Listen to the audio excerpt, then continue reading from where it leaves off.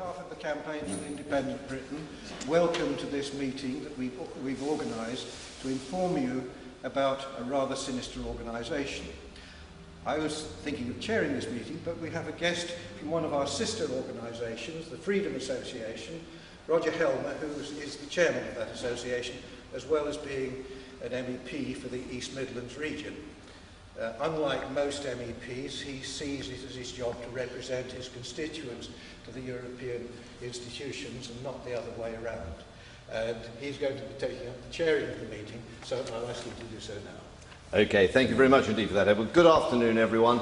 Thank you for turning out on a wonderful sunny day when you may well have been wanting to sit in the garden by the pool. I'm delighted to see you here. And let me first of all thank Edward for inviting me to come and chair this meeting. Although I'm Freedom Association and Edward is Campaign for Independent Britain, I think we see eye to eye on a huge range of issues and have in the past cooperated on many points, and I have no doubt will continue to cooperate in the future. If I may just mention very briefly, I've brought a few bits and pieces with me, including a video, a DVD, which is over there if you would like to have it. I've brought a postcard, which is Where's Our Referendum postcard, and it contains a request for you to send to your MP, asking your MP to vote in the House of Commons for a referendum on the European Constitution. And I've also brought my favourite bumper sticker, and as a member of the European Parliament I feel I have to tell people to love Europe, but if you fold it out the whole distance it says love Europe, hate the EU. There are only a few of them over there, but if you're prepared to put them on your bumper, please take one while there are still some there. Now, I'm looking forward very much to hearing our speaker this afternoon, Brian Gerrish, who is sitting right here with me, because he's going to be talking about an organisation. We're being very coy about this and not mentioning the name because we don't want to steal your thunder, Brian, but it's an organisation that I have heard lots of references to, but I don't pretend to know a great deal about. So I hope I'm going to learn a great deal today, and perhaps you will as well. That would be an excellent thing. Now, a bit of background. Brian, I've got to read this because I've got to get my details right, haven't I? Brian is a former naval officer and submarine warfare expert, and it says here, like in The Hunt for Red October. I don't think you're actually in the movie, but that's the sort of career that Brian has followed. So he's the sort of chap who knows what he's talking about. And together with his colleagues throughout the country, he's conducted detailed research into this organisation, which seeks to identify the, quotes, leaders of tomorrow, to inculcate a common ideology and encourage them to network with each other across their various departments and agencies. This organisation is now recruiting in schools, but is active in, guess what, the BBC, in the National Health Service, in local government, and also in police forces, regional government structures, which, as you know, many of us want to get rid of, in the armed forces, in government departments, communications, media and industry. And it has a strong Europhile, pro-EU, pro-Brussels bias. Brian and his colleagues will conduct vigorous campaign in Plymouth, from which I conclude, sir, that you're coming from Plymouth. Indeed. What better place for a naval officer to come from? Relentlessly exposing the questionable dealings of the local council, public-private partnerships with other agencies, many of whose officers are graduates of the organisation. And Brian, we are told, is going to name names. What we will do is we'll invite Brian to address us. We will then call on you to contribute to questions and a debate about this situation, and we will aim to wrap up, and I think we're looking at wrapping up by 4 o'clock. Okay, unless we completely run out of questions, in which case we may run out. We may wrap up by 3:30. Good. So with that, I will pass the floor, as we say. The floor doesn't actually move, but it's the term that's normally used in the Parliament. I will pass the floor and also the microphone to Brian. Thank you. Thank you very much, Roger. Right, I shall stand up because that always makes me feel better. Thank you all very much for coming. I'm going to give you a talk on an organisation.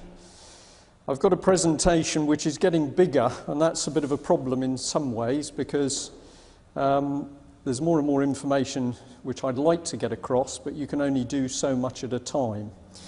So I've presented it in a particular way. But what I'm going to talk about is what is happening in this country and why some of the things are happening. And I think you're going to be surprised at some of the things that I show you. And when we've gone through it, I hope you can ask me a lot of questions. I want you to challenge me and see what my answers are. Okay, so the more questions I get, the happier I will be. And once we've done that, we can probably start to have a look at what we do about the situation, because I believe that if we take some different actions to the ones that we've been taking over the last few years, we will get a different result. This is the problem, the European Union. Europe is fine, the people in Europe are fine, but the political organisation is very bad. In fact, it's evil. And I use that word deliberately. Now, we hope the technology is going to work, but it's been playing around a little bit for me. We're going to do a little bit of a talk on the hunt for Red October. I don't know how many of you have read the book or seen the film, but it was about a big submarine. And it was in the good old days when we knew who the baddies were. At that stage, the baddies were the Russians and the good guys were NATO, and that made life fairly easy. But I think that now times have changed. The subject's a serious one, because while we're able to visit the pub and have a beer, which I did before we started, there are young men and women dying overseas. This was a photograph taken in Iraq, but we know that the same thing's happening in Afghanistan. So whilst we can be very comfortable in this country, there are young service people giving their lives overseas for their Queen and country. And whilst they are dying overseas, I believe that others are doing some very despicable things within this country, and I'm going to take the lid off that a little bit. This is a key part. Have you noticed that nothing seems to work in the country at the moment? It doesn't matter where you go, things are not right in schools, in the NHS, in the police, judiciary. I hear more and more people saying something along the lines of, I don't know what's going on, but something is because something weird's happening. And that's generally as far as they get. And then there are probably people like yourselves who are better informed. But a lot of people are saying that the country doesn't work. There are other funny things happening. I'm going to flick through this sequence very quickly, but I became interested as to why the press was suddenly very interested with Hitler. This is the Daily Mail. But after not seeing much of this gentleman for a large number of years, he's popping up in newspapers with monotonous regularity. There are some other things going on. This dates from 2005, but by the end of 2005, there'd been more attacks on Jewish property and persons in UK than ever before. And perhaps that's a bit of a worrying trend. We've got some interesting people involved with Nazi or fascist policies and people. And this is a picture ringed, which appeared again, I think, in the Mail, but showing Prince Philip attending funerals of relatives. And I don't know whether that raises any questions in your mind, but it raised a few questions in my mind. This is the Daily Mail again, a big article about 7,000 SS men who were allowed to stay in England. I'm not commenting much further, only that I find it very strange that we now seem to have articles and pictures almost glorifying the Nazi regime. But perhaps I'm mistaken. Now, if we talk about an enemy, it's a bit blurred, that one. I'm sorry, I've lost a little bit of definition on some of the pictures, but that is the ocean, and there's an enemy. And there's a tricky enemy because you can't see it. And the enemy that I'm after in this case is a submarine. It's real. Most of you will know what a submarine is. Most of you will know that the submarine can fire torpedoes or a missile and can sink ships and kill people. but the problem is you can't see it. And so one of the difficult areas of anti-submarine warfare is to find the submarine and then deal with it. It's hidden. And this really is the theme of my talk, because what we are experiencing at the moment is an attack. It's real, it's going on, but the only trouble is you can't see the beast that's attacking you. And what I'm going to try and do is put a bit of light on it, because underneath that sea can be a very nasty monster. I've cheated a bit because this happens to be Vanguard, which is one of Britain's nuclear deterrent submarines. So this one's friendly, but nevertheless it makes the point that often you cannot see the thing which is going to attack you. Now this is the main focus of my talk, is an organisation called Common Purpose. 5 years ago I'd never heard of it. No idea, never heard of it. Even though I'd been in business for quite a long time, I was a director of the local Chamber of Commerce in Plymouth. I can say that I was quite well involved in the community. Never heard of it. And then suddenly we discover this organisation. We start to ask some questions, in particular about public money and what it's doing. And very quickly my life is turned upside down, because together with a small number of other people, I am threatened. Death threats, late night phone calls, knocks on the door, used hypodermic needles, bricks go through colleagues' windows. A whole series of very nasty things happened within about a month of us starting to ask some penetrating questions about this organisation. I ask you, how many of you have heard about this? You may have heard about it in relation to this presentation. How many of you have heard about it before? Okay. Can I ask where you heard about it? From David Noakes, who I work with very closely, so perhaps you heard about it from me ultimately. But this is the key point. Here is an organisation. It is like a cancer through our society, but you don't know about it. You, the taxpayer who pays for it, generally doesn't know about it.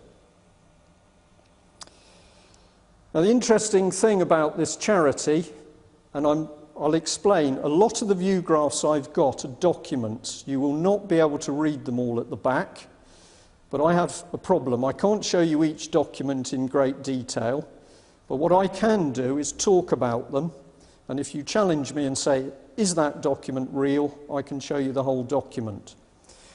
But this is one of the strange things about Common Purpose as a charity.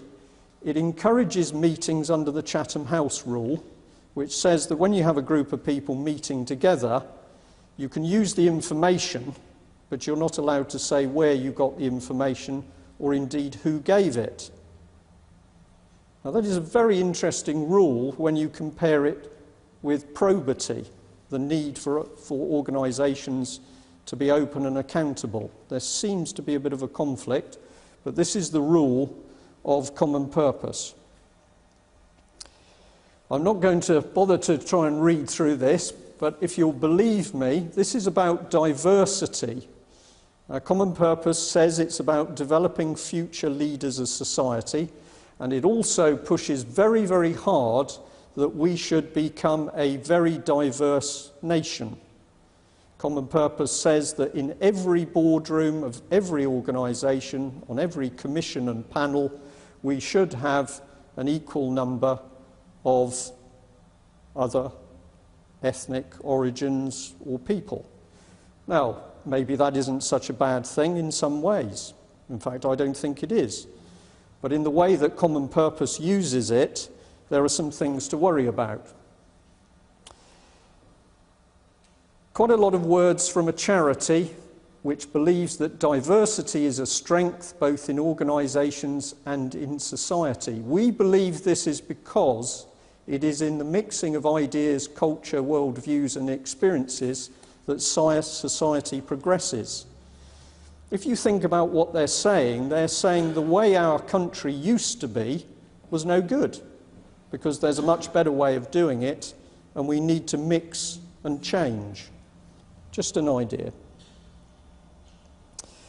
Now, we'd never heard of common purpose in Plymouth, and then we started to dig, and we were absolutely stunned because we found it everywhere.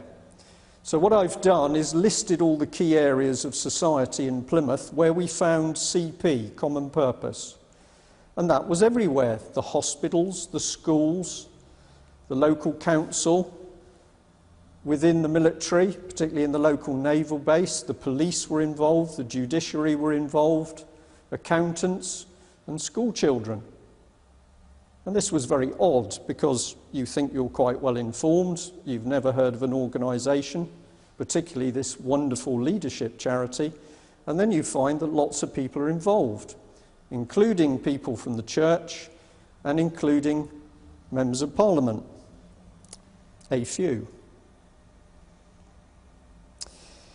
Now, one of the things that we began to learn about common purpose, and I can say at this point that they had, if we go back 4 years, a website that had a coded area to it, so the normal person couldn't get in. But a gentleman took a visit into that website, and he found documents where common purpose was talking about how to control a city. And what it said was that if we can control the key people in a city, we can control the city. And this little pyramid of power shows you Plymouth and shows you which key people are involved with common purpose. So at the time I drew this out, the Labour leader of the council, a Mr. Tudor Evans, was common purpose. The chief executive, Barry Keel, the head of social services, the head of planning, head of legal services. So everywhere you went in the city, common purpose people were controlling what happened. If you control planning and you control legal services, it's impossible for you to do anything. And what we really became suspicious about is down here we've got the local police, and this is becoming a bit insidious. But we also discovered that not only were the police involved with common purpose, people who we knew were criminals were also involved with it, and we then started to discover that there were people who were perverted who were involved with it. And if you ask me what I'm talking about people strongly suspected of being paedophiles. So we were very curious as to why our city had suddenly taken up with this charity. Now, the way common purpose works is it has set itself up, in its own words, to fill the space between the democratic elected government and the body of society. So I've tried to get it in a diagrammatic form, but across the country, common purpose has regional directors, and then in each city they set up an advisory board, like a little cell.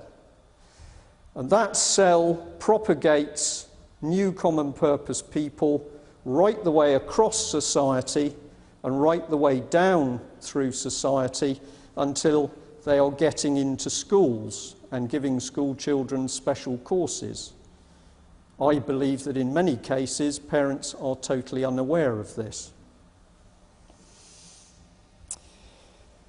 Now, these are snapshot paragraphs taken from common purpose documents which were cited on the web by a gentleman well qualified to comment. He did not download them because at the time he didn't want to leave a footprint. However, the first document was about controlling your host city. It was talking about social engineering and control by common purpose links in a city. It was talking about selecting children, 12 to 14 years, and grooming them to become future leaders of society. And it also said very clearly that the aim was to get common purpose future leaders controlling society. They wouldn't be elected democratically, but these people would be put into position. And I believe these people mean what they say. Ordinary people are to be coerced into a new way of thinking. We are to be engineered into a correct society, and common purpose is going to work right the way across society. It doesn't matter whether you work for the government or you work in a private company, common purpose has got some plans for you. All bodies of responsibility and influence should be involved with common purpose. That's a pretty dictatorial expression from a charity, but they're using it. And this was the key one for me. Common purpose loyalty meant you're loyal to common purpose first, before your company or organisation. Now, the moment I saw that, and I knew that people in the military were involved in this organisation, I knew that this was a direct breach of the Official Secrets Act. I wrote some letters, and I received some very strange replies from organisations who should have crawled all over me to see what I knew. So I discovered very quickly, and I was dealing then and I am dealing now with other well-informed people, we realised that when you started to ask questions about common purpose, you got a wall starting to come up.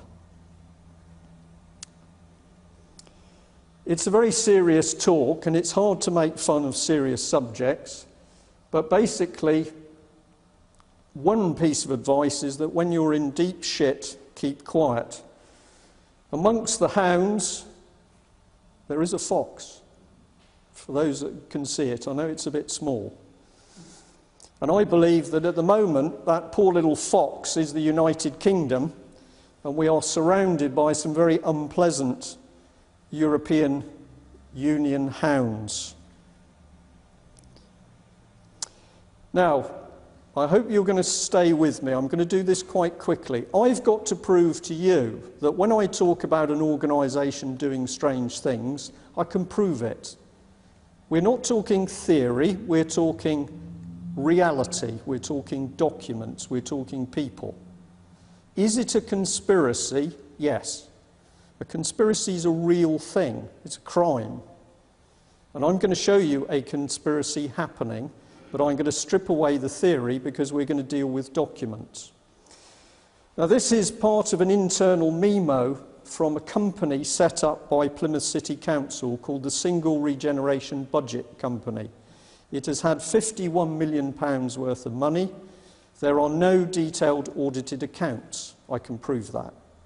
However, in the minutes, the people spending 51 million say that each project should have a common purpose graduate allocated to that project. Now just think of the implications, because we already know that common purpose graduates are invited to work under the Chatham House rule, so they do things behind closed doors. Now we're putting them together with public money. This is very bad because it's old, but it's an email where Common Purpose has sent in to a chap called Robert Plum, who's was the head of development in Plymouth City Council, and Common Purpose is asking this council employee to recruit for them. So he's taken Common Purpose's email and he's sent it to all his chums. So whilst you paid Mr. Robert Plum to be a member of the local council, an officer, and to do his job, he was actually using council time and facilities to recruit for Common Purpose. He's not allowed to do that. Now, the South West of England RDA, any time you hear anything regional, it means you're dealing with the European Union. And this is a letter following a Freedom of Information request where the South West RDA said they'd spent £30,000 worth of money on Common Purpose. That's taxpayers' money. You've paid for that. This is the Government Office of the South West, and they've spent £60,000. The old Office of the Deputy Prime Minister, when I initially contacted them, denied all knowledge of Common Purpose. They didn't know what it was. But when we pushed them, they eventually told us that they'd spent £80,000 in the last couple of years alone. So we're getting some quite big sums of money starting to appear in relation to a charity. Now, I'm interested in the police, because if you lose control of police forces, you start to lose control of law and order. So we sent a little letter to Devon and Cornwall Police, and we asked them how much they'd spent on Common Purpose and how many officers were involved with it. And they sent back a letter. I'll just read you this paragraph. It says, "This is to inform you that I cannot identify any specific records or documents held by Devon and Cornwall Constabulary.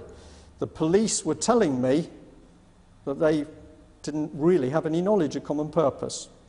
So I phoned them up and said, basically they had a problem, and the lady said to me, 'What's that?' And I said, 'Well, your accounts are either poor or fraudulent, because I know you've spent money.'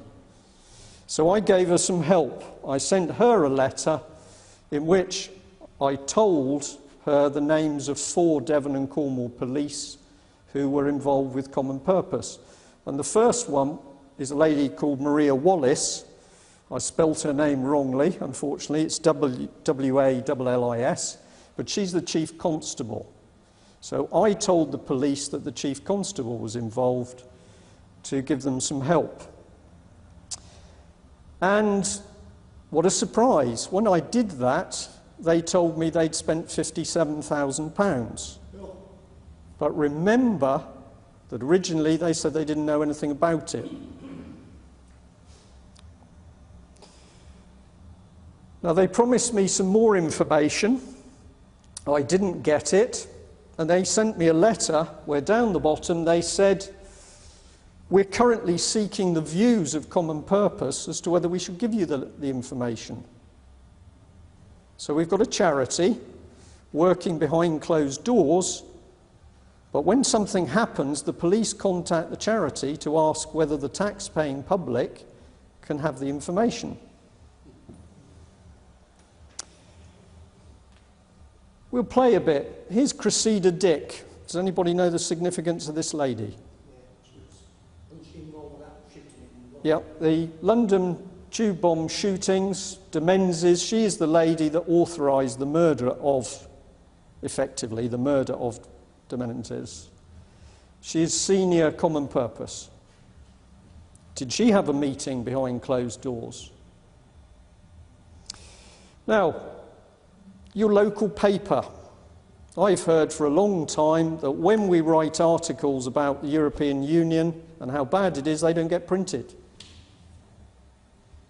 It happens in the West Country, Western Morning News, Evening Herald, it happens with the Telegraph, it happens with all the papers. And that's very interesting as to why. So we wrote to the editor of the Western Morning News, and we said, we've been informed that as a graduate, Common Purpose graduate member, you've held closed-door meetings with the City Council. So we sent the letter, and we got a letter back from Mr. Qualtrough, where he said, "You're misinformed. I'm not a graduate member of Common Purpose, nor do I intend to be one. Furthermore, no meetings took place." Well, we know the meetings took place because we've got a witness who says they took place, but he says he hasn't been involved with Common Purpose. Well, this is a little bit strange because this is Common Purpose's own list of 2002 participants, and down here we have Alan Qualtrough, editor of the Evening Herald. Now, my question to you is, was Mr. Qualtrough misguided? Did he forget? Was he confused? Or was he lying? Something's wrong.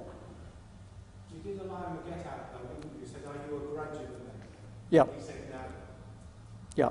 If you do the course, you're a graduate. That's the definition. Yeah. But why would he need a let-out clause? Would that... So I'm going to have to answer the question, and you...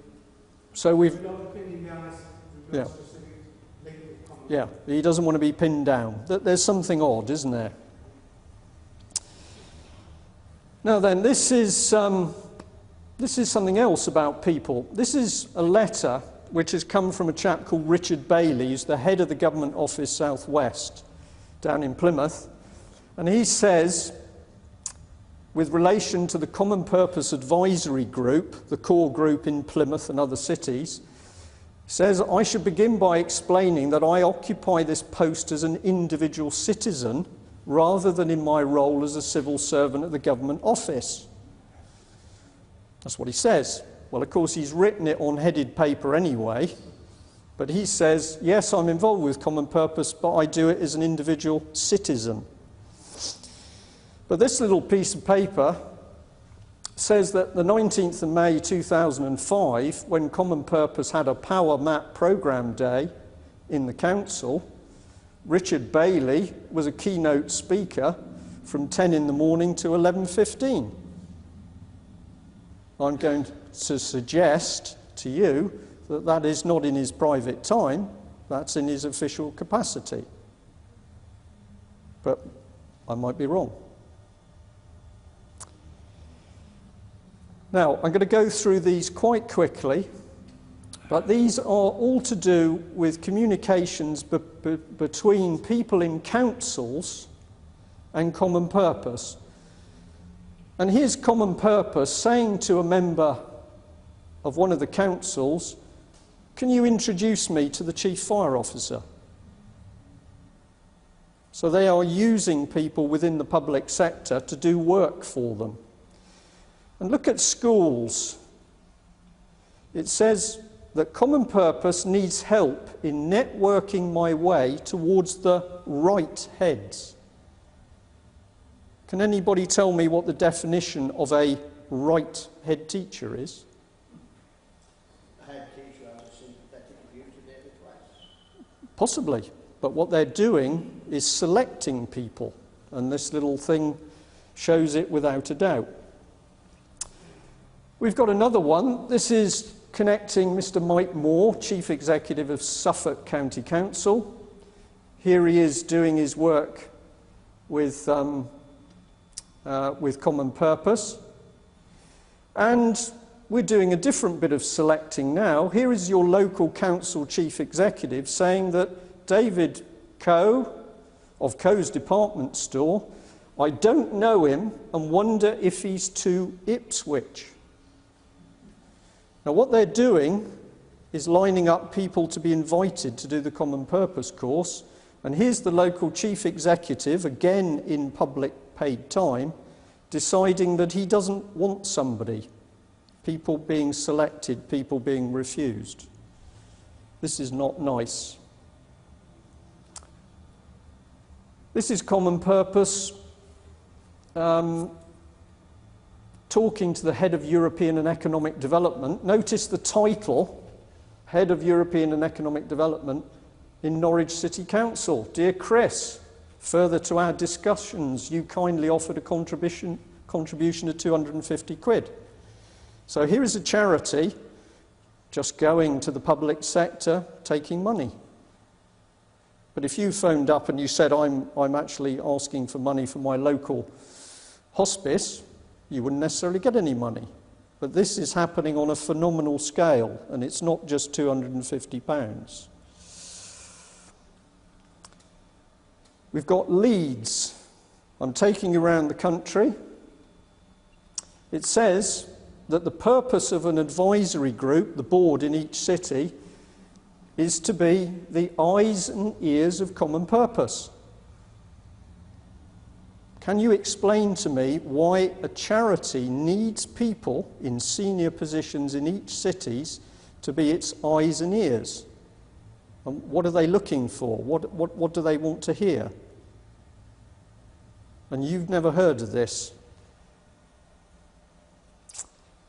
Here's the police. And here we have a senior police officer, the chief of police, running the Common Purpose Advisory Group. And of course, he's doing it in his own private time, isn't he? On police-headed paper. Not only do they take money, they use facilities. This is Common Purpose, which has buried itself in the Department for Education in Sheffield. And very often, Common Purpose is using office space that's provided free. Only it's not free because you, the taxpayer, have paid for it. When they really get going, they set up funding which they pull straight out of the public sector purse. So in the grid at the bottom, Common Purpose is showing how much money it's going to take from Leeds City Council in September 2005 and September 2006. And they're going to have £5,000 in each year. They're also going to take £10,000 in each year from the local education budget. But what for?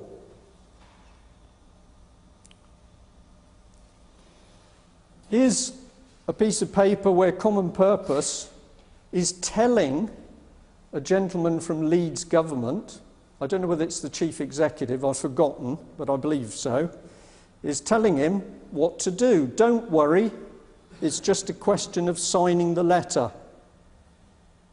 Well, I'm very worried about this because I'd like to know what a charity is doing, telling senior people in the public sector what to do. This is Preston, and we've got a letter where Common Purpose is congratulating the chief executive. Almost 1/3 of the group joined as a result of your efforts. Well done, chief executive. You are recruiting and bringing new people into Common Purpose. Do you get a warm feeling? There's some quite big people connected with Common Purpose. It started supposedly in 1985. A lady called Julia Middleton, the chief executive, suddenly had £500,000 to start this wonderful charity. But very quickly, Camelot got involved, and this is a bit of text showing that they were sponsoring Common Purpose to create the Citizens Connection through the Millennium Experience National Programme. Do you remember the Millennium Dome? Well, there was a bit more to the dome than met the eye, because the dome programme cost 800 million. 300 million was spent on the structure, and 200 million was spent on the fitting out, 500 million. We don't know what happened to the other 300 million. In fact, there was a big fraud case started, and then all of a sudden that fraud case dissipated. Lord Faulkner, the single shareholder of the Millennium Experience Company, assisted, I believe, by Mr. Heseltine. So 300 million disappeared. And I am going to suggest that that 300 million was used to fund a lot of the things that Common Purpose is doing. This is an agenda for a training day, and it's talking about Derby, Leicester and Nottingham. And these are the types of people involved. We've got a brigadier, we've got a community centre managing director, and Lieutenant Colonel Richard Dixon Warren. Well, I'd like to know what he's doing having meetings with Common Purpose, because as far as I'm concerned, he's breaching the Official Secrets Act. When you see funny things happening in some of the public sectors and you dig, you very often find it's Common Purpose. So this was Strathclyde firemen. Do you remember they didn't want to go and hand out leaflets at a gay march? They refused to do it. And the net result was the fire chief chastised them, and they were all told to go and attend diversity training. By coincidence, this man just happens to be a senior Common Purpose man. If you try and say, we don't like what you're doing, Common Purpose, you would normally go somewhere to try and complain, wouldn't you?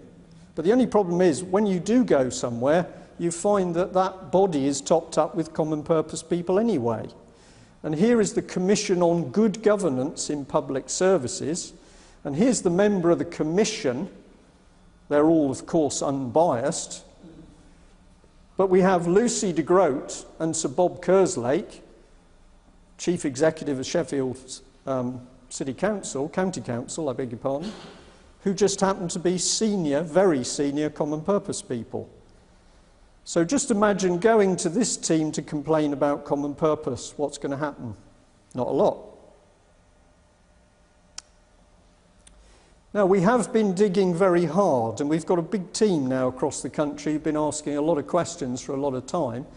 And one of the Freedom of Information requests produced a fantastic letter. This is a letter from a lady called Caroline Duckworth, who's the operating officer for Common Purpose. And she sent this letter to all of the key Common Purpose people in each city. And what she says is that in recent weeks, some members of the public are challenging whether taxpayers' money is being wisely used by Common Purpose. That's what she says.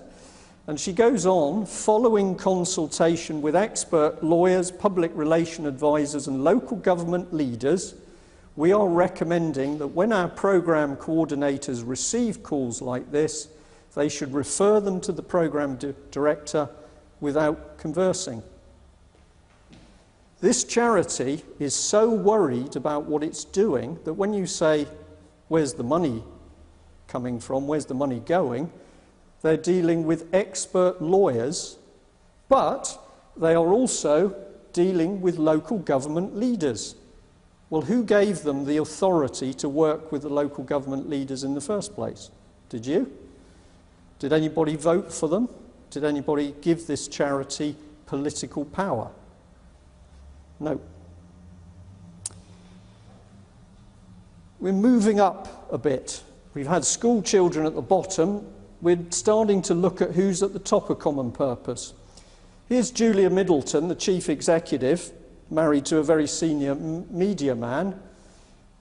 She previously was part of Demos. Does anybody know what Demos is? It's a Marxist think tank, basically. Marxist, you could call it Trotskyist if you want. Communist, doesn't matter. That's what she did. She's now chief executive of a leadership charity. This man, very, very important, because Jeff Mulgan is the man who set up Demos. And Demos and Common Purpose are very closely connected. And it says here that Mr. Mulgan was part of a secret committee in 1995, led by Mandelson, which examined policy changes, and they worked intimately with Tony Blair. Now, I've already shown you that Common Purpose was connected very closely with the Office of the Deputy Prime Minister, and here we've got it connected with a Mr. Mulgan who's directly connected with Tony Blair. And if anybody thinks Gordon Brown is any better, I'm going to disappoint you.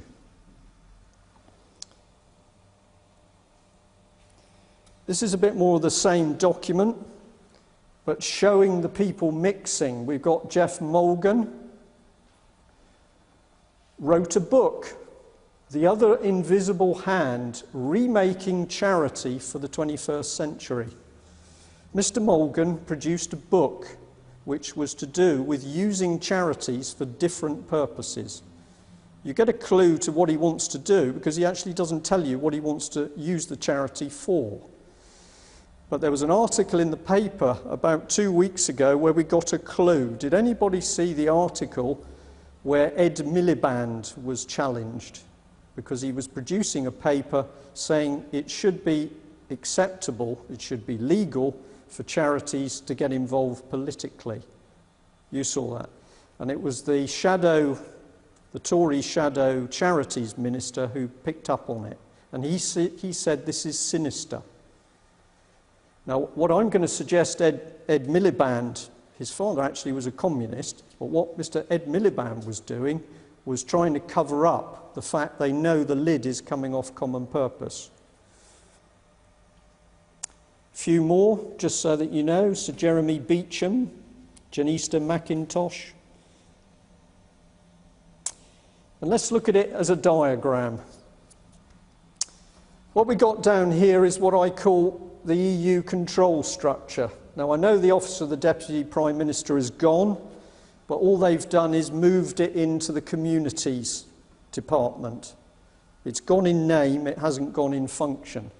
And the DTI, Department of Trade and Industry, but that really stands for deception, trickery and intrigue, because the DTI is rotten.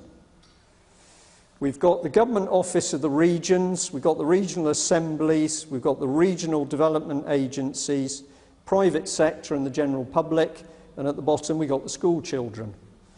And what Common Purpose is doing is injecting its people into each layer of that society, the selected leaders of the new society. And where does Common Purpose get its direction from? A little cluster of very nasty think tanks, of which Demos we've talked about, but we've got the Council of Foreign Relations, the Tavistock Institute, the Royal Institute of International Affairs, and the Work Foundation, and some others. But what is the basis of these people? They want to change our society. You can say they are slightly fascist, or you can say they're slightly socialist, communist. It's a sort of mix. But all of these horrible ideas are being sucked up into Common Purpose, and then like a cancer, they go into this new layer of EU government.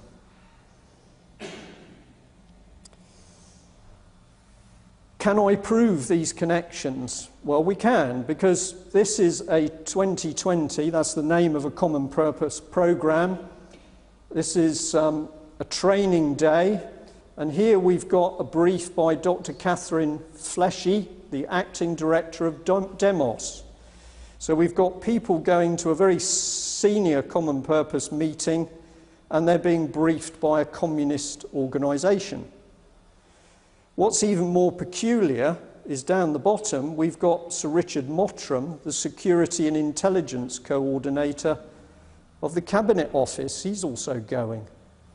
So I'm getting confused as a military man, because originally we had a problem with the communist world, we had a problem with the fascist world, and we had a democracy. And that's what I signed up to defend. And that's what people are dying for in Iraq and Afghanistan. But now, at senior government level, we're inviting these people in for tea. This is another meeting, and here I can prove to you that they're very pro-Europe. Europe, how does it work? And we've got Matthew Rees, Councillor, Private Office of the General High Representative, Council of the European Commission. And it's hosted by the European Economic and Social Committee. This is a charity. It's not. It is a very, very vicious, cell-like structure that is working, and you can't see it. BBC is riddled with it. I'll just put BBC up there to give you a flavour. But we've got a visit to 10 Downing Street. Matthew Taylor, Chief Advisor of Political Strategy. Ruth Turner, do you remember her? Mixing with Common Purpose. When you delve into Common Purpose, you come into relation with fraud and corruption, missing money, political agendas, and it leads you in other directions, because it led to having a look at the IPPR, the Institute for Public Policy Research, which even the papers blew open as having had £1 million worth of public money. This is another highly political organisation. Pro-EU.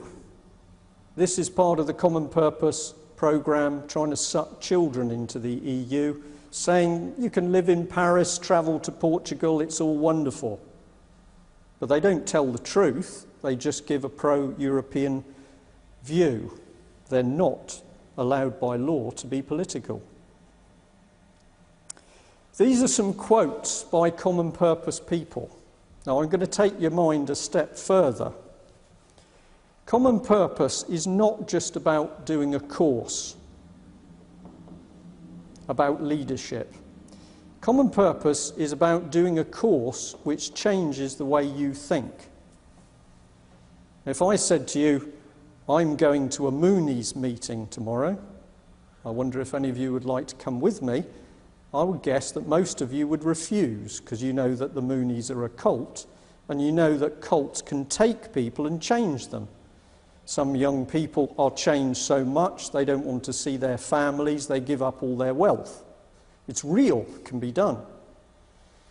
This is a very insidious organisation because it's using cult-type techniques for a political purpose. And we have got people who have come to us who have been depressed, who are extremely anxious, who are in a horrible state as a result of doing these courses. This lady, the chief executive of Lloyd's, gives you a hint. Common purpose is no easy ride. It challenges every personal and professional prejudice you have. Well, most people, I don't believe, start off with prejudice. They start off with views. But according to Common Purpose, you've got prejudices, and Common Purpose is going to deal with them. And this lady tells you it unsettled her. I can tell you that a lot of senior people who've got involved with Common Purpose have gone on to have some form of mental problem.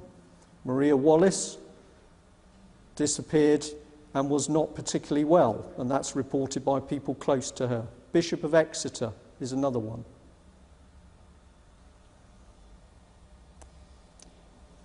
Just more quotes. I'm going to jump through some bits. Very big companies involved, Vodafone, but we started to see some information saying that not only did Common Purpose have a cell network set up across UK, but they were now starting to link UK with Europe. And this little paper says, I work for Common Purpose International. Does that ring a bell with anybody? Common Purpose International. It's remarkably close to the Communist Party International. I work with Common Purpose International as a development director, and basically we are setting up with links with France, and they're linking with Lille in France, and they're starting to join together the networks of Common Purpose leaders. So your local democratic government is being hollowed out from the inside, whilst these people talk to each other not only across UK, but now over into Europe. We've got other documents which show exactly what they're doing. Here's the big guns. Deborah Hermer, Press Office, Prime Minister's Office. She says it was the most stretching and thought-provoking course I've ever been on. Too right, because she's had her brain scrambled. We've got people who are saying Common Purpose changed my whole world.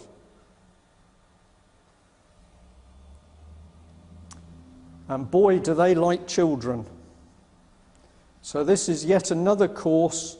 This isn't crossed out, by the way. Somebody did a highlighter on it. This program targets young people who have already shown evidence of leadership skills in civil society. Perhaps I'm getting old, but it seems to me that children at the moment lack the basics of leadership. They're not showing leadership skills, they're showing signs of being out of control, losing values. So what is this political charity doing playing with school children? I think we're going to need to change the tape fairly shortly. So on that note, I will pause. And while we're changing the tape, I'm very happy to answer some questions. As a general rule of thumb, I've noticed that the more an organisation talks about diversity, the less it practices it. That's also true in the North American continent. You'll produce, for example, a candidate who is black, who is female, who is even disabled, you think would be ideal. And then they will be vetoed because they have the wrong political opinions. Now, of course, there are organisations closer to home. For example, I'm a member of the Conservative and Unionist Party, where you can produce someone who's black, female, disabled, no chance at all of getting on the candidates list if they have the unprogressive political opinions. So by diversity, I would put it to you that they mean the opposite of diversity. They mean uniformity, agreeing with us 100% or else.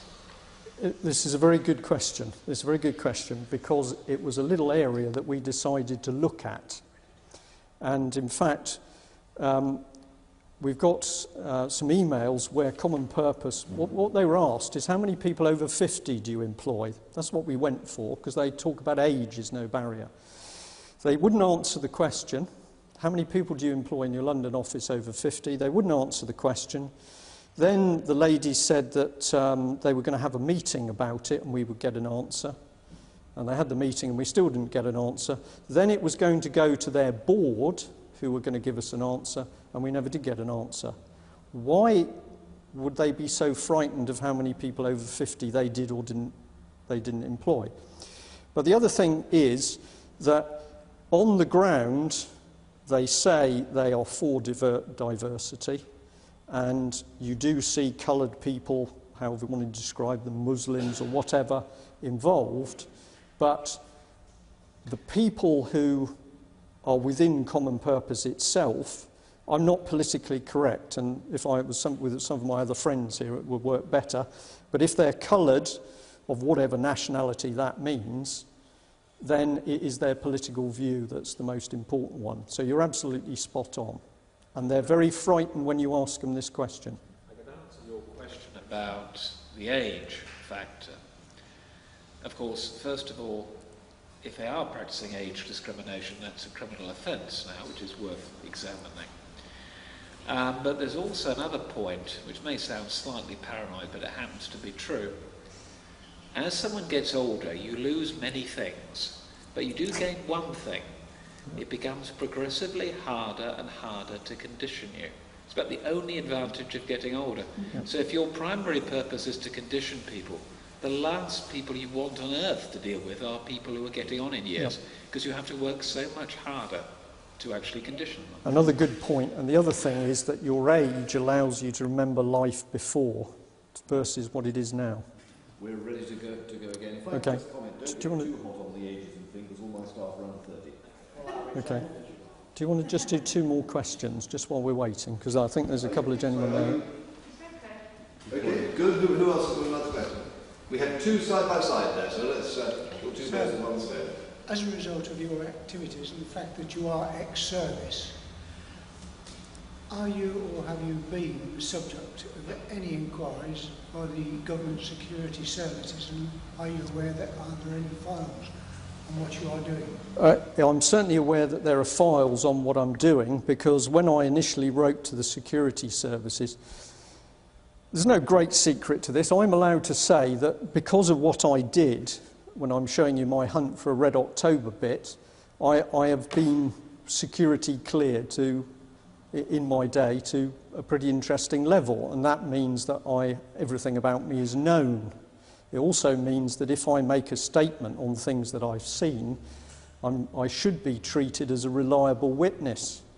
Not only was I making a statement, I had a corroborating witness making a statement as well. We wrote to the Directorate of Naval Security, where we know that some things happened, but most interestingly, they eventually wrote us a letter back saying, well, Common Purpose was a charity, and if I had a problem, I should contact the Devon and Cornwall Police. But we already knew that Devon and Cornwall Police were riddled with Common Purpose. So I found out by putting a few letters out that there was something very wrong within the security services. And I will stand by that, because although he's had a lot of bad press recently, David Shaler and his girlfriend from MI5, in talks they do, say that far from protecting the public now needs protecting from the security services. So yes, there is definitely files on me, and I can also tell you that I have interesting things happen to me, but I don't get threatened anymore. Because there are special branch officers at most manned police stations in this country, and Yeah. it's happened for years. Yeah, but you cannot even get fraud dealt with through Devon and Cornwall Police for a variety of reasons. There's one of my difficulties is I'm watching my watch. Okay, so I'll leave that question there. Let me get through the rest of it. Okay, I'm going to go as quickly as I can, and then we'll open it up. Okay, So school children, particularly vulnerable. Bit of fun here. I am very suspicious of all political parties, okay? I just go by ordinary people now, what their views are. I don't mind whether you're a Conservative or Labour. Are you a good person? But UKIP has been doing a lot, supposedly, at the higher levels. And here is Lehman Brothers involved with Common Purpose. Now, Lehman Brothers, I think I'm correct in saying that a chap called Lithgow, who's the new public relations officer for UKIP, worked for them at one stage. I think that's true. I may be wrong. Here's the police again. Fife Constabulary, Chief Constable Peter Wilson. He is totally involved in Common Purpose, and he's getting involved in in the policing of anti-poverty activity. Wherever there's anything political going on, like with Miss Cressida Dick, it seems that Common Purpose people are very keen on it. This is the teaching side of it again. This is IPPR at work, but we've got a variety of people coming together talking about the future of the teaching profession. And if we look at the people involved in that dialogue on the future of the teaching profession, bang, up we come with Julia Middleton, the Chief Executive of Common Purpose. This lady's everywhere. She's all over the country. She knows everything there is to know about leadership. She's never done a proper day's job in her life because she's been through the political system, but she's in everything going, telling you how to run your life. And here we've got Matthew Taylor from IPPR that seems to have sucked on £1 million of money that's disappeared. This one's to do with Mr. Taylor himself, political strategy, and this is Common Purpose dealing directly to Downing Street to line itself up with meetings. It's a pretty good charity. Here's Common Purpose in a pally letter to Ruth Turner. And this is a bit of text which is talking about the Dome. Common Purpose Citizens Connection is linked to the shared ground zone at the Dome, made possible by Camelot. Have you ever wondered why all of a sudden they got keen on the lottery? The lottery was created because it's a perfect way of laundering money. You take money, you end up with billions of pounds, and then you give it to all the causes you want to give it. And they are giving it to causes which are helping to break the country down. That's why the local WI who needs a new hall doesn't get money, but a local political group of immigrants will get the money. And here's good old Lord Falconer. Now, I haven't got time to show you more on Lord Falconer, but Lord Falconer's been intimately involved with diversity and Common Purpose. And of course, he was intimately involved in the setting up of the law courts in order to protect children. And you will have seen recently big articles in the paper about children being taken away to meet government targets. Have you all seen that? Well, it's been in all of the major papers. We have got proof that public organisations, city councils, were given targets by the government, and the more children they took away from their parents, the more money they've got. If you go into an area and have a quick look, you find Common Purpose. I spent about 5 minutes on the internet the other day looking at the South East. This is the South East of England Development Agency. I was a bit surprised at that. It's got 1,182 papers on foreign policy. Why? Do you know why? Because the European Union has told all of our regional organisations to start developing their own foreign policy, because they're going to deal directly with Brussels. We went spotting people. Here she is. This is the lovely Julia Middleton. It's not a very nice photograph of her. If she sends me a better one, I'll change it. This is a South East of England Development Agency board meeting.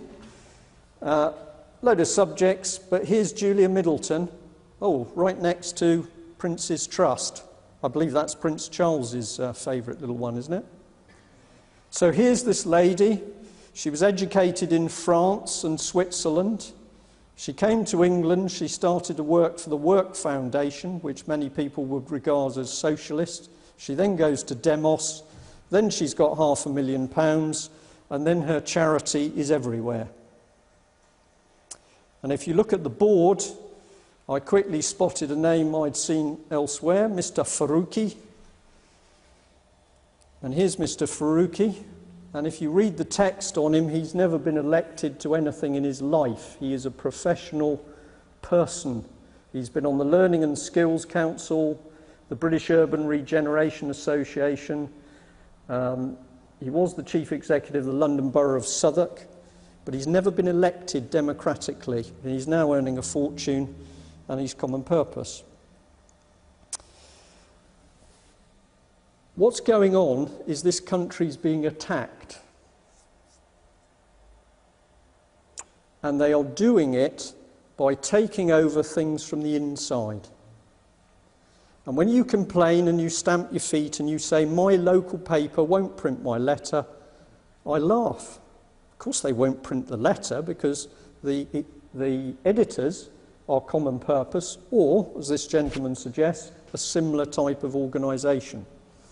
But basically, the European Union is attacking us, and it's everywhere. Society, family, military, police, you name it, they have got into the grain. And that is why it is pointless jumping up and down and complaining about the European Union over there in Brussels. That isn't the problem. That's like an army waiting to invade. The problem we've got at the moment is the threat is in this country. When you know where to look for it, it becomes a much happier picture, because when you know where the enemy is, where you know where that submarine is, you can deal with it.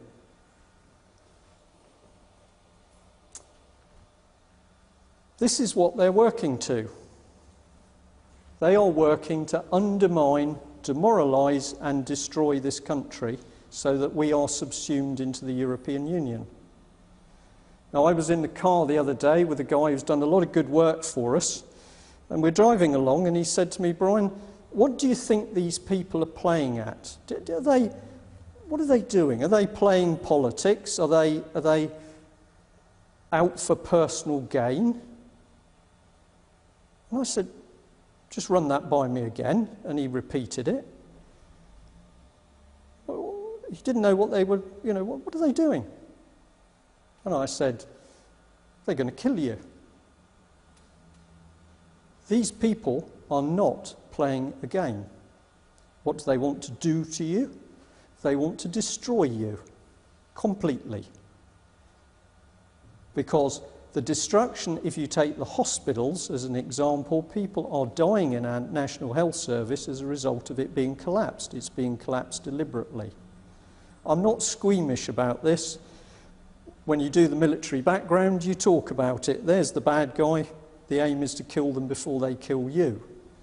But whilst our troops at the moment are overseas in Iraq and Afghanistan, the real enemy is attacking this country. And common purpose is a key part of it. Now, I'm going to finish on this quote, but this is a quote by a chap called Beria, who was Stalin's right-hand man, and he defined psychopolitics, the art and science of asserting and maintaining dominion over the thoughts and loyalties of individuals, officers, bureaus, and the conquest of enemy nations through mental healing. He doesn't mean mental healing making you well, he means making you into a socialist. And here, by psychopolitics, our chief goals are carried forward to produce a maximum of chaos in the culture of the enemy. Our fruits are grown in chaos, distrust, economic depression, scientific turmoil. And I'm going to suggest to you that that is what you are now living in. And one of the ways that's being propagated is by common purpose. And I'll stop there if I may. Thank you very much indeed, Brian. I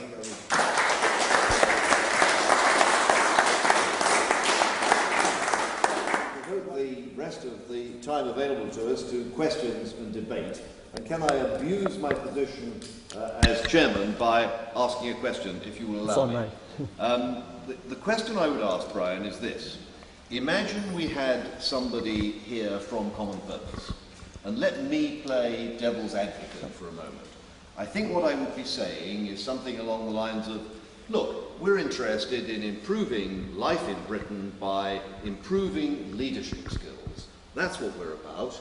So, of course, we go to organisations which are influential, we try and deliver these courses, we go to schools because we want to encourage leadership skills and we want these young people to grow up and take leading positions in our society. We have a series of programmes we think that make people much more effective leaders. So we're a bit like the Industrial Society, which does industrial training, but we focus particularly on leadership. And there are other, both commercial and, I believe, charity organisations that do similar things. Common Purpose just happens to be a big one and a successful one.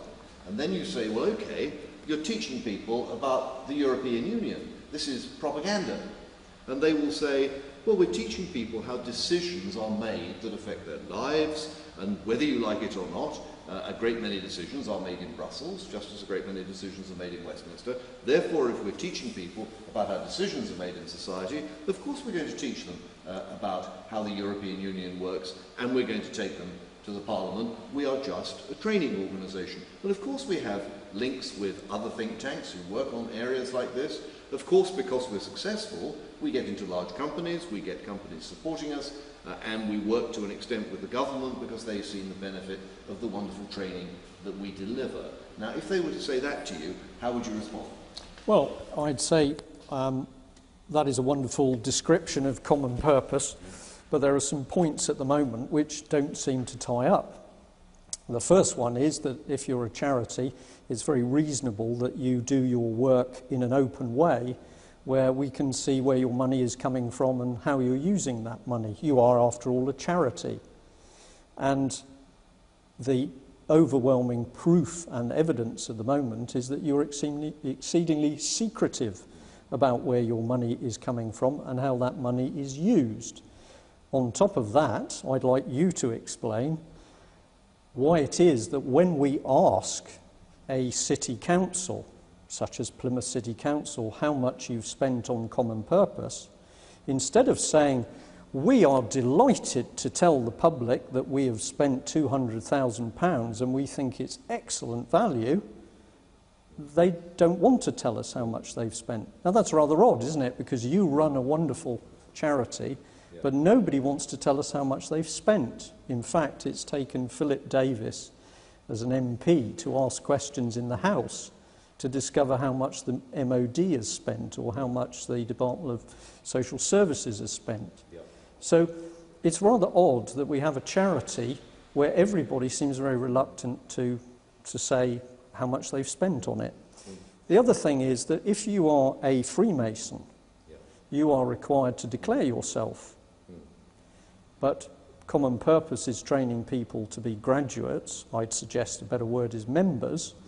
And yet, far from declaring themselves and saying, I am a Common Purpose person and what a brilliant charity, and I'd encourage all of you to join, they don't want to declare themselves. Funny enough, I've written down here, like the Masons, question mark. So Absolutely. That comparison is interesting. One of the things that I can and will do as an MEP, I will do a written question to the Commission saying, are you aware of this organisation and have you provided any funding? And I think, although I have no great regard for the European Commission, usually, in my experience, they do give fairly straight answers to those questions. So that would be a question worth asking. Right, I will stop abusing my position as chairman and we'll go, sir, can we have your question? Yes, my name is Frank Leeming. I'm a former senior engineer officer, ship senior engineer officer in the British Mercantile Marine. I am a former magistrate. Currently, I am an independent councillor on Derby City Council. I have been approached by this group and asked to go on one of their courses. I read their literature. This was given to me or sent to me by email officially from the council. And Derby City Council are promoting this through their workforce and to all councils. I started to read it, and then being a Yorkshireman, I saw how much it was going to cost me, which was little over £5,800, and I binned it. Purely for that reason, I don't see any point in me spending £5,800 at my time in life to listen to what's going on from these people. However, Mr. Gerrish, when I was invited to this meeting and I was told your name, a little bell started to ring in. I thought, Paul Gerrish, Portsmouth, surely that's the chap who writes that little newspaper which is full of libellous statements about the corruption that's going on in Portsmouth Council. Plymouth Council. Yeah. And I thought, right, if he's still here, those libellous statements must be true, so therefore they can't be libellous, so the bloke is telling the truth. He's not been arrested, not been sent into prison, not had his house taken by the bailiffs because he can't pay the fines or the court bills. So I thought, yeah, I couldn't listen. I couldn't listen to what he's saying. I am totally amazed at what you've said. I had an inkling that this organisation was similar to Byra's organisation, and Byra was the Politburo member for all the secret services in Russia. He was assassinated by Stalin by impregnating the curtains in his flat with cyanide. And that's how they got rid of him, because he fell foul of Stalin. But from the description you've got, I don't see any difference in the way that he operated and the way this people are operating. Their aim is the same, total domination. No democracy, no elected membership, everything governed, run by their own people selected through this programme of brainwashing. And I thank you very much for coming here. Could I just interject briefly? It does cost money to hire the hall, so Edward is going to go around with his hat in his hand. Well, actually it isn't a hat, it's a coffee cup, and if you feel able to contribute to that would be an extremely fine thing. Very good. I'm sorry. Can I just respond to that? Thank you very much for saying what you've said. This is, and I've brought up quite a lot of copies, this is the newspaper that I run. It was the Devonport and Plymouth column. We've now made it the UK column because it's going all over the place. There are two other papers that are working on similar lines. There's the Cornish Free Press and there's the Westminster News up in London. But we've actually been telling the truth. I've brought up this edition because in it I've done a double-page article on common purpose at work within the police force. Okay?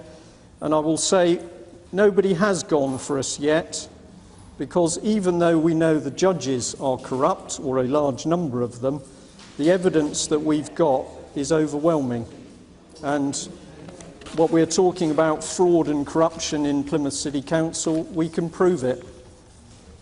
So I'll leave some of those for you to read. Excellent. Do you have another question, please? Sir, the back row. Could I ask, please, you mentioned the charity.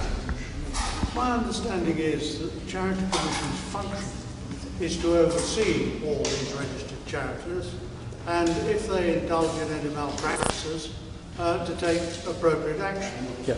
Is anything of that sort underway in terms of this common purpose? We are starting to head in that direction, but we only regard that as a little bit of a game, because I'm afraid to say that this country is basically on a knife edge at the moment. Every organisation which is designed to uphold standards has already been corrupted itself, and that includes the Charities Commission.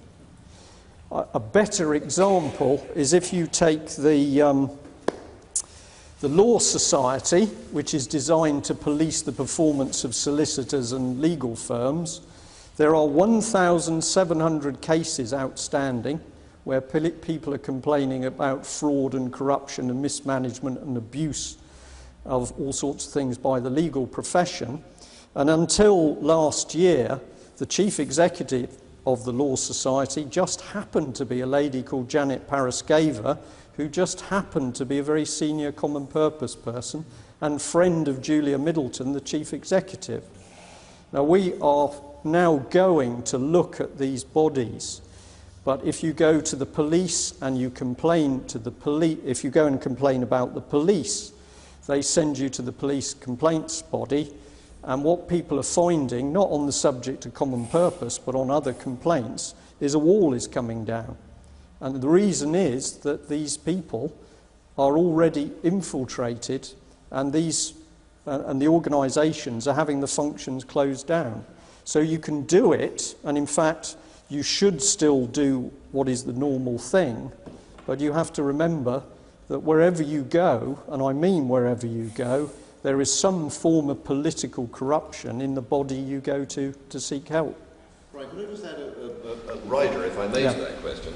I mean, presumably, if they are a registered charity, the accounts are published, so we can see at least where they claim to get their money from. Yes, and we've got whether that's accurate. Yes. We've got copies of that.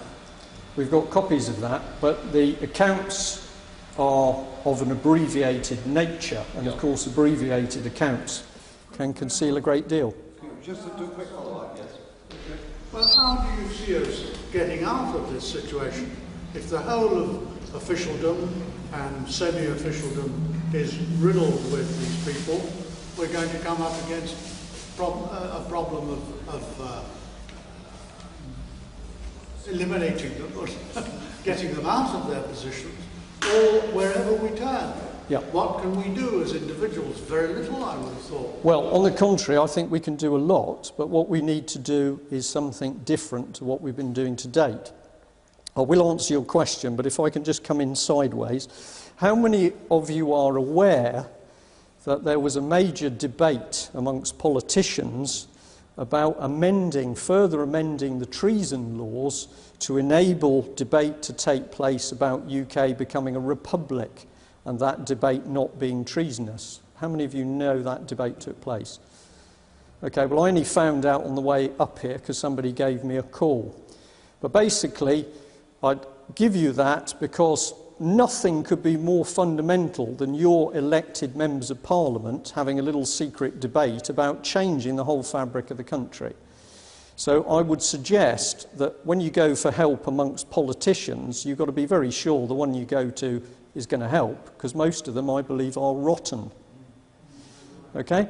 But what most people do, and they've done in this game over the last 5 years, is they do the things which would make sense if the country was normal. I've got a problem, I will go to the police, they will help. The police don't help, I'll go to the police complaints. They won't help, I'll go to my MP. It's not worth a jot anymore, because all of those routes are corrupted. What we have to do is something much simpler. First of all, you need to expose what's going on. So we do ask the question about the common purpose accounts, because that takes the lid off. Oh, what are you doing? Why are you doing that? Why is that person involved? They don't like this. There's a famous saying, which I wish I had, but it says basically that no conspiracy can stand the light. The moment you've got something secret and you say, well, actually, I know what you're doing, it's not worth anything. So what we've got to do is start talking about the right things. We've got to start talking about subversion. We've got to start talking about treason. And on top of treason, we've got to start talking about what we are going to do to the people when they are caught. I regard myself as a Christian, but I'm not squeamish. And by that I mean that we are watching people commit treason. We've got proof. I'm going to talk about a policeman in a minute called Albert Burgess, who's pushing for treason, charges of treason to be brought against a whole variety of people in this country. But we need to use the words, and the people we need to use the words with are people at the bottom of the pyramid. Go to your local councillor, go to your friends next door and talk to them. And you've got to use the real word. It is very serious. The country is being destroyed.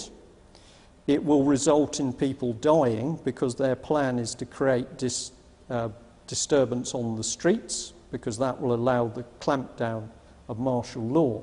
That's what's coming. You must go in at the bottom and use the words, and it will then filter up. Let's try and get as many questions as we can. The gentleman in the centre of the back. Yes, Mr. Chairman.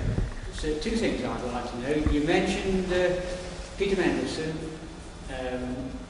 Michael Heseltine, Tony Blair and various others. Are you saying that they are common purpose? And also, there's a lot of allegations about on the internet that David Cameron is singing from the same hymn sheet. Right. What we're seeing is cross-party. There's no doubt about that. So you can forget good guys are Labour or the good guys are Conservatives right the way across the parties. No, I'm not saying that I can show you that Mandelson is a common purpose member, or so is Heseltine. What I can show to you is that every time we dig into common purpose and we start to find very dubious activities with large amounts of money and funny things going on, we start to find these names clustered around it. So I think it's known by the police as circumstantial evidence. Just deal with David Cameron.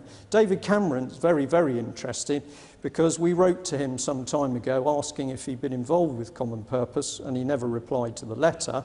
But he is involved with an organisation called the Young Trust. And if you go and look at that on the website, you will find that the man running it is the same Jeff Mulgan. I can also tell you that Francis Maude, previous chairman of the Tory party, knew perfectly well what Common Purpose was, because he admitted in front of somebody at a Conservative Party meeting that he actually knew Julia Middleton quite well. And it was the Westminster News and my newspaper which also pointed out to people the connections between Francis Maude's website and homosexual pornography. Could I take over next? Thank you.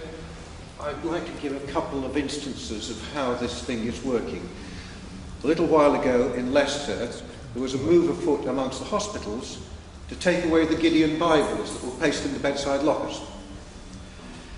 The leaders of the Muslim and Hindu communities said they had no objection to the Bibles being there. The whole thing was put up by some equalities officer or somebody like that with an anti-Christian agenda, and that does fit in with your thesis. Again, on the preparation for, shall we say, civil disturbances. About 4 years ago, I went to a remote country house in Lincolnshire by invitation through the local Federation of Small Business to a business that made aids to civil power. They got all sorts of things. Little cameras that you could go behind your tie to take pictures, little recorders that were undetectable, riot shields, different types of batons, a special type of liquid which if sprayed and you got into your eye would put you out for 20 minutes. And they were putting that past the Health and Safety Executive to try and get clearance on that. And a new type of cartridge, sublethal cartridge, which fired something like a bit like a tea bag full of lead shot with a ribbon behind it, which would replace the baton round, and it could be fired from a repeating shotgun. Very accurate. One of those at 50 yards, and you'd be out of the count. There's no doubt about it. They are preparing for government against the people. Chairman, can I just add a bit on that? Because you mentioned the Muslims. In December last year, I can't remember the date, but I was invited by one of the senior Muslim leaders in Britain to do a talk in Birmingham Central Mosque, which I was delighted to do, because the gentleman, Dr. Mohammed Nazim, I've been working with for some time, and I'm delighted to tell you that the Muslim leaders are very well informed on what's going on in the country. But in the talk that I gave in the mosque, where I didn't give as much detail as this, but I did get to the point of telling them that, in my opinion, the Muslims are being lined up to be the new Jews. So if you look at the model in pre-war Germany, it was the Jews and communists were lined up to be the to be the troublemakers, and that is exactly what they're doing with the Muslims. And I got a very interesting response from them. Oh, we have a question from a lady. We must take that. Yeah, just at kind of a local level, remembering the other presentation you gave, where you were telling us that you can recognise in your council by the sculptures, the ugliness and the irrational decisions, irrational spending, that sort of thing. Is that a good sign to look for? Well, we can certainly say that there is an amazing correlation between logos and how deeply a organisation has been corrupted. It's almost, I'll use that word, it's almost like once they've got control of an organisation, they like to put their stamp on it. And one of the things that has been happening over a number of years is that the crest, the royal crest, has been disappearing off government papers and is being replaced with little squeaky coloured logos. I'll give you an example. Devon County for ages had a wavy line which was the sea and a ship on it. And that was the heritage of Devon and Francis Drake and all the rest of it. And that has now been replaced by two little green leaves, which if you say, what does that mean? It doesn't mean anything. So very often you will see that on a piece of official paper you will get a logo that when you really look at it and you say, well, that's a bit that's a bit sort of weird, that is a very good indication there's something strange going on in the organisation. Good. We've got the gentleman there, sir. Do you know of any publications which actually highlight your case? Actually do articles about common purpose, say like private eye, do they actually mention it? Are they exposed? At the moment, the only information that's coming out on common purpose is coming out from myself and David Noakes, who runs the EU Truth website. Although there was a gentleman, I think he was called William Clark, who wrote an excellent article in a magazine called the Valiant magazine, or Variant magazine, in 2001. And he said then that on the little he'd seen, Common Purpose was a fraudulent, elitist organisation. So we are working very hard on getting more stuff published. The newspapers have been a huge success because we're getting, well, some days now we're getting several phone calls a day of people calling us and saying, this makes sense with what I've been seeing in my hospital or my council. Could I just ask a follow-up on that? Yeah. I mean, they're putting presumably hundreds or maybe thousands of people through these programs. Surely there is at least one of those people who will come out afterwards and say, I'm going to blow the whistle on this, this is what we were told. Well, we've actually, you've raised a very good point, something I'd like to just give you. Common Purpose on the major courses has got about 26,000 graduates. These are people who've done at least a 2-day course. And they're people I would consider to have been reasonably well indoctrinated. So we're not dealing with hundreds of thousands, but of course you only need 50 or 100 of these people in a big city, and they can cause a lot of problems. All right? Having said that, just because you go on a Common Purpose course doesn't mean to say you're instantly got. It's shades of grey. Some people, we can see quite substantial changes in them and their personalities. Other people walk away and say it's crap. Okay? So out of the 25,000, if I had to guess, I'd guess that probably only about 2,500, 3,000 people are really badly affected by it, and the others are somewhere in between. We know that just like the religious cults, Common Purpose works by putting friends alongside people, and they sort of steer them. Yeah? I've drifted off a little bit there, but I just wanted to raise that point because I think it was an important one. But you asked about the numbers, and there was something else. Well, I was asking for somebody who would be, as it were, a whistleblower, who would come along and say, I've been to one of these courses and I can tell you what it was like. We've got those people. We've also got people who are doing courses at the moment. Out of the people who've come forward to us, We've got everything. There was several ladies in the initial days who were in a very bad state. I could talk about that. We've helped them. But people are frightened. This is the key thing. This is an answer to you as a charity, is when you say to somebody, come and tell us about, I'd rather not. Instinctively, people know they've got caught up in something that's not right. They just know it. So some are mentally disturbed, and we've had to work very hard on those to help them get back. Others are frightened and don't want to talk, but we have got people who've talked, and we have got notes. And we are getting intelligence from inside the organisation. But if you want to brainwash somebody, change their views, it's better if they don't know you're going to do it in the first place, because the moment you know what you're looking for, it's all obvious. I was given a course at work a couple of weeks ago. A little chit appeared on my desk, and it said I was going to a reframing course. I thought, well, that's very interesting. I'm going to be reframed. Very quickly, I'll tell you what they did. About 8 of us in a room with 2 facilitators, and on the table were little chits of paper with words on. Assertive, confident, happy, creative, all sorts of adjectives. And you had to pick an adjective which best suited your character. The lady I sat next to chose happy. I chose creative, special reason for that. And other people took other cards. And then they went round the table, and you had to say why you picked the cards. So the lady said, well, I'm generally happy. I enjoy making people cheerful, and I'm known as being a happy person. And the facilitator said to her, well, that's excellent. Are there any occasions when it wouldn't be appropriate to be happy? And she sort of, well, I suppose if somebody had had something bad happen to them or a bereavement, it wouldn't be appropriate. And he said, well, that's absolutely true. And then he asked me, why did you? And I said, well, I'm quite a creative person. I like doing new things, and I like challenging things. I was teasing him, but he didn't know it, basically.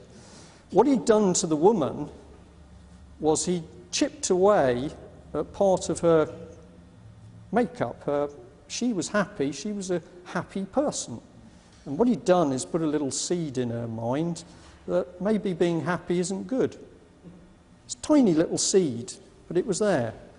We then produced 2 lists of everything we liked about the company and everything we didn't like. The like list was that, and the dislike list was that. So we pushed the like list, and we just looked at the criticisms. And what we had to do was turn every criticism into a positive.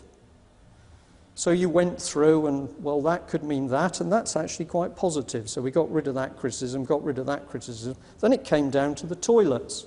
The toilets are a disgrace. They are dirty, ceiling tiles, wall tiles, they smell, men and women's toilets. They're a disgrace. Well, that was turned into a positive because people didn't spend too long in them. Now, you laugh, but what we're touching on is what political correctness is about. Because if toilets are dirty, there's a fundamental baseline that's not acceptable. It's not a question of how long you spend in there. They're dirty, disgusting. But what was done was everybody was gently eased into the fact, well, everything else, not a problem. That's reframing. That's taking one set of views and gently shifting it right to another set of views. And I've gently reframed you today, I hope. We've got a group of people over here. I think we've got to give this side of the room a turn.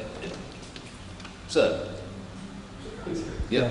Not a question, but some quick observations on the subject of treason, which you've raised, and also on a local matter. Starting with treason, we are at the start of a major, one of the biggest battles we've ever had to fight, and that is to fight the EU Constitution Treaty. Yep. And the basis on which we must fight that is that we already have a centuries-old constitution, and the government and other forces are playing ducks and drakes with that constitution. Now, the 2 examples of treason, one about 4 years ago, several of us, and I think Edward was included, we enacted we took steps to go into magistrates' courts to exercise what is called misprision.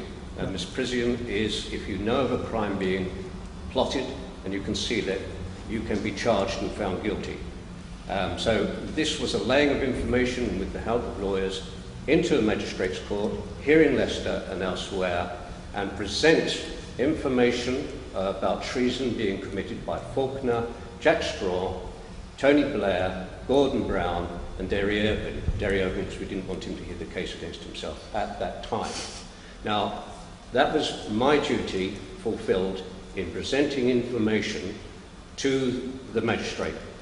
The ancient statutory requirement is you present it to what was then called the sheriff, and he should take over. Now you can imagine the consternation, but it was several weeks later that I was told that if I felt strongly about this, the magistrates could do nothing. If I felt strongly, I should go to the police. Now, what was the point of that? The second instance of treason, which I've been involved in, and it comes back to changes a matter of about 3 years ago, when we tried through Ann Palmer to bring charges of treason, and in part of that we drew attention to the fact that foreign nationals were being recruited into the British police force, and magistrates from foreign countries were also being appointed. Both of those against our own constitution. Both of those things are debarred.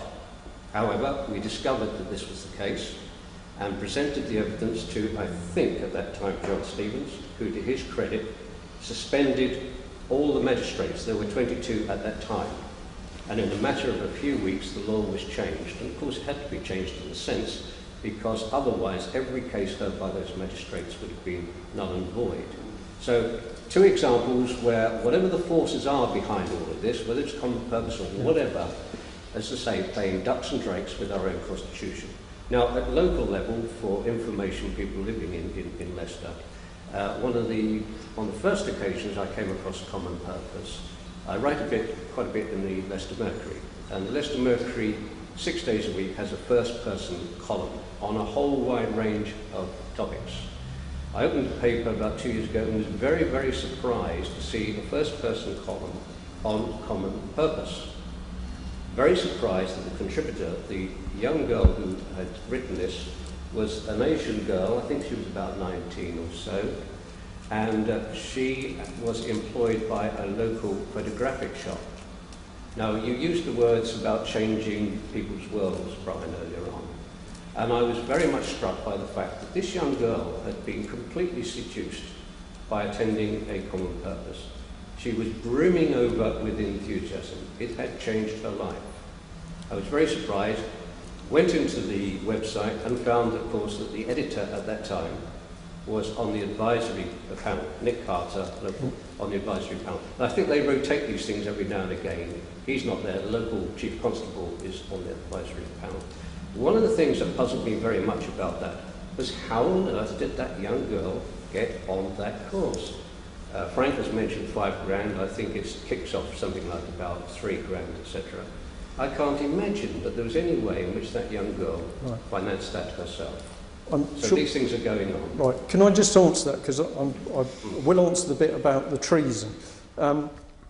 Common purpose charges for a course, the key course like Matrix, where you do 2-day residential, that's when they really get you, and a day a month for another 12 months. Costs £3,950 plus VAT. A course like the 2021, which Maria Wallace, Chief of Police, would have done, would have been £9,950 plus VAT. Usually the money's paid out of the public purse. That's why when I ask Plymouth City Council, how much have you spent on common purpose, they don't want to tell me. They're closing care homes, but they can spend money on common purpose, so they don't want to tell me. But you are selected. You can go, if you know where it is, and knock on a common purpose office door and say, I'd like to do the course, and they say, thank you very much. Would you like to fill in this application form? And the application form will ask you for quite a lot of personal of information. And it basically be psychological profile. What's your job? How much power have you got? What have you liked? What don't you like? Where are you going? then the advisory board team will select you. And do you remember the comment where I said the man is too Ipswich?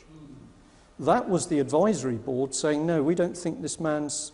So you are selected. This is another thing which, as a charity, makes it horrible, because there are vicars sitting on advisory panels saying, no, no, no, this person isn't suitable. So they're selected. If they get a candidate who they think is a good candidate in a good position that they can mould and grow, they will give her a bursary. Common Purpose will pay for her to do the course. That's how it works. So can I do the treason? Oh, sorry. Because I think this is very important. After that, we'll have one more question, and I think we're running up against time. Okay. This issue of treason is very, very important. I'm going to suggest, and I've got to be careful here, because I admit I am a bit of a newcomer. Some of you have been battling for years and years and years, and along comes the newcomer, and you've got to be wary of the smart-arse syndrome. This is my newspaper, and here's a big article on Albert Burgess and treason. And the headline is, "Where corrupt law lords fail, ordinary people take treason charges to the police." Okay? Now, when you did what you did, I'm going to suggest you did the right things, absolutely the right things, but without the knowledge that the whole system around you was corrupt. And the second thing was that the media did not support you. Well, we've got a solution to that. We create our media. Now, I can tell you that this little newspaper has got the local Plymouth paper shitting themselves, because the Evening Herald, it is widely rumoured and alleged, is losing 8% of sales a year because they are not reporting anything worth reading. And in this paper, we've done an editorial pointing out how rubbish the paper is. So this, coming out once a month at between 10 and 15,000 copies, is frightening the local paper. But the other thing we did is we've gone to talk to individual reporters over a beer, over a cup of tea, and said, look at the paperwork yourself.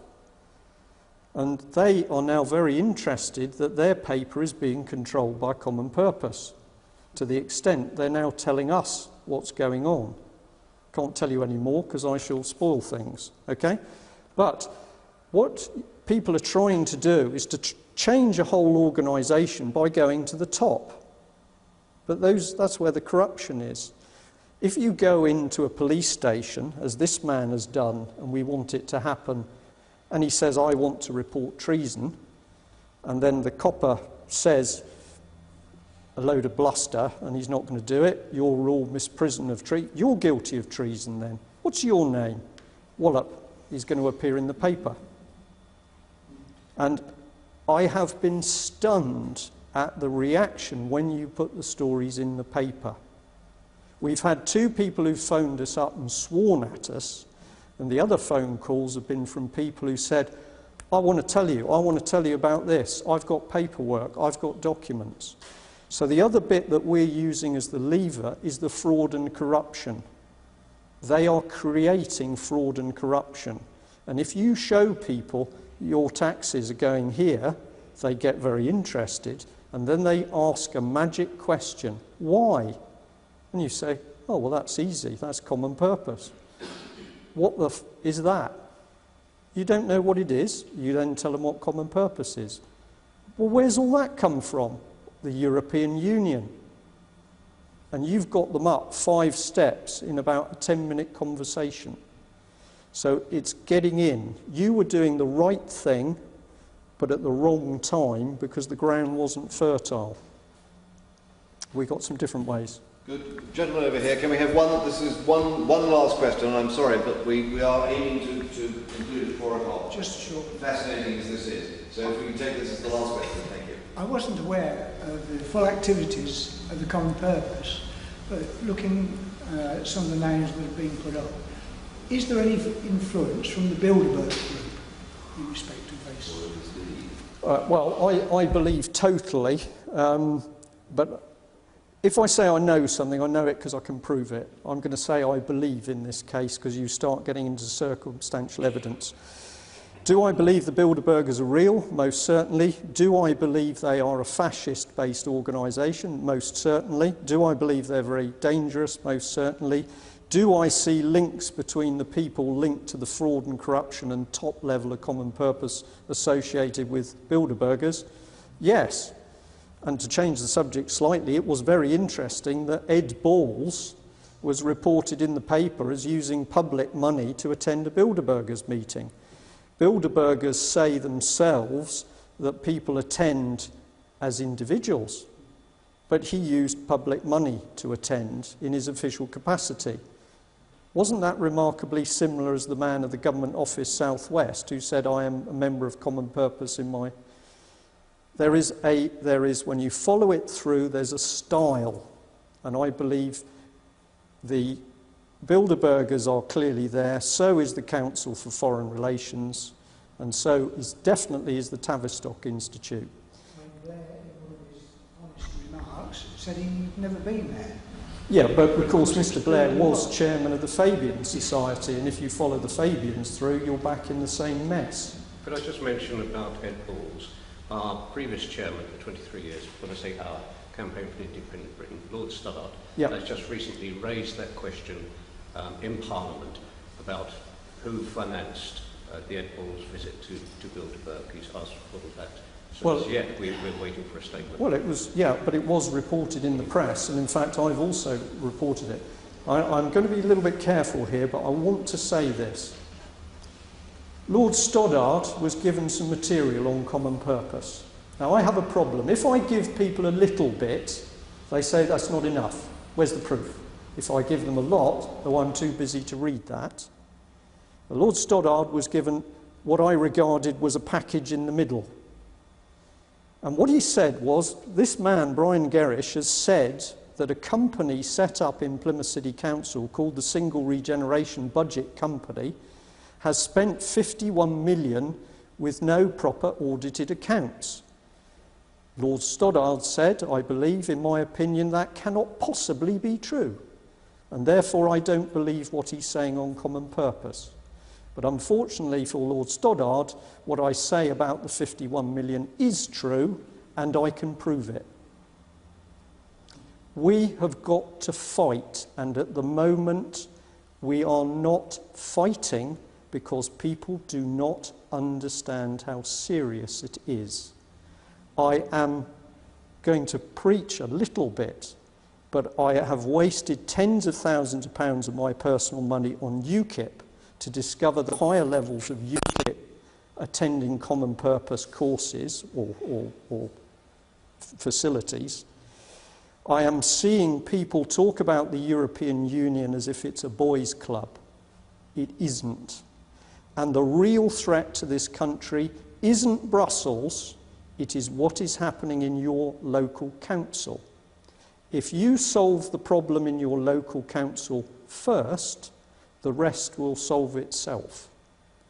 But we need to act very quickly because we are dealing with people that our parents dealt with, and they understand their mentality is murder. And I'm sorry if you find that a depressing subject on a Saturday afternoon, but when we give talks, we talk in this language. And I guarantee you, after every meeting, we have people coming to us saying, tell us what we can do. But what is happening in a lot of the organisations that I see, I will leave it that broad, is people are still frightened to use the language. This country is being attacked, and the people who are attacking us want to destroy our society. They want to destroy our schools, hospitals, children. And that is the level of understanding you need before you can start to move forward. Can we beat them? Yes. Good. Brian, just a comment if I may. I'm not here to defend Mr. Stoddart. By his own admission, he had gone stale. He's 80, he stepped down. He continues to do fantastic work. He couldn't make the connection between common purpose and the EU. Now we have moved on. We have a very, very dynamic new chairman, Dr. Bob Spink, so you will find a considerable difference already. On purpose, and I knew very little about it. I feel now very much better informed, and I thank you for that, and I'm sure that we all feel the same way. So I think we should...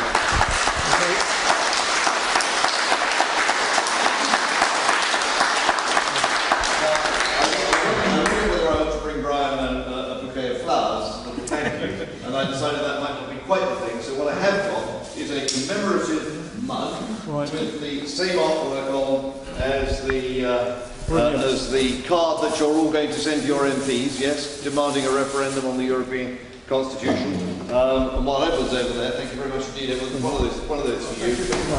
And before we finally wind up, I'd like to ask Edward to say a few words about an important event. It will take place near Parliament, and it will be followed by a meeting in the Queen Elizabeth II Conference Centre, which will cost £10 per head. So we hope that as many of you as possible will attend that conference, which will have some lively speakers, including, I think, maybe... Indeed, I believe I will.